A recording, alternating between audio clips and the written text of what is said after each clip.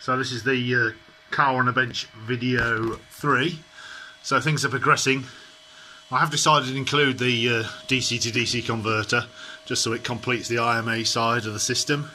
And this is just the battery fan, just somewhere to put it so it can be operating. So basically we've got the display, got the motor, got the MDM module, relays, resistors, switchboard all wired up.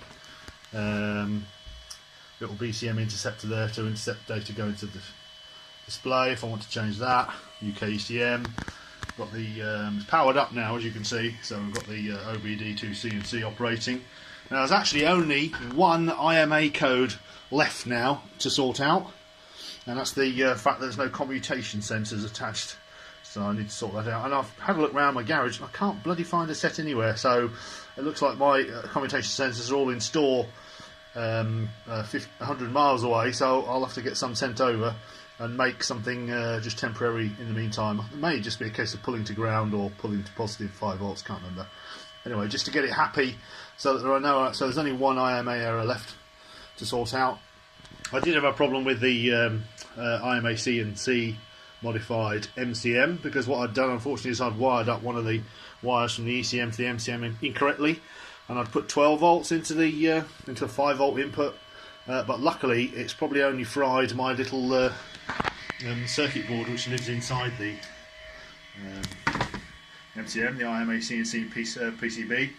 It's got a little CMOS switching IC, so that will have received 12 volts into its input when it's only a 5 volt rated chip normally, so that's probably blown that, but I suspect that that's probably saved the MCM circuitry itself, so I'll just replace that board. But yeah, so apart from correcting that error, it's all powered up.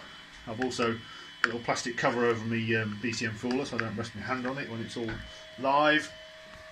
At the moment the little power supply I've got is not quite man enough, so I'm just boosting it up with my bench power supply, so I need to get a slightly bigger power supply here. Or what I might do is I might just use a couple of sticks as a sort of reserve, charging from the DC to DC, which was suggested by another member, so I might do that. So this little power supply will keep those charged up while I'm operating, and it basically just needs enough reserve capacity to start up. It takes several amps to get the system all up and running, and then once it's going that drops down to about 2.5 amps, and the whole thing just sits there powering itself. So yeah, we're getting there. Another just days tinkering around. I've only got 2 more wires to connect apart from the commutation sensors. So we've got the ABS line, and that just needs pulling down to ground, I believe, to indicate the ABS is not operational, so that would activate that would mean IMA should operate. And the VSS line, but I don't think that needs to be connected critically for the system to work. As I say, there's only one IMA error remaining, and that's where we are at the minute.